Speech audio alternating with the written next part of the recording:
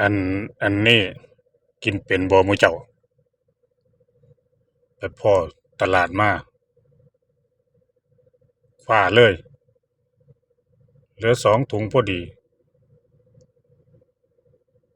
ของตะเพียบมักกินเป็นบ่หมู่เจ้าคันผู้ใดกินบ่เป็นก็ต้องขออภัยเด้อครับเด้อเอามาให้เบิ่งสำหรับผู้ที่กินเป็นกับหมู่เฮาของมักคักตะเพียบอันนี้อิหยังดักแด้เอามาก็มาทอดมาเฮ็ดให้สุกใส่เกลือพี่น้องโอ้แซ่บๆกินกับข้าวก็ได้กินเล่นก็ดี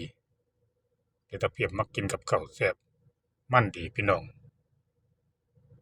เอามา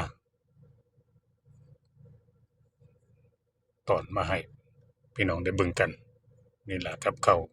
ตามภาษาอีสานบ้านเฮาอิหยังก็แซ่บไปหมดล่ะพี่น้องกับข้าวบ้านเฮาบ่ว่าแต่หยังกินแล้วมีชีวิตชีวามากขึ้นนะครับสำหรับอาหารแต่พ่อแต่แม่เฮาเอาส่ำนี้ล่ะพี่น้องอืมเอามาให้เบิ่งกันนะครับ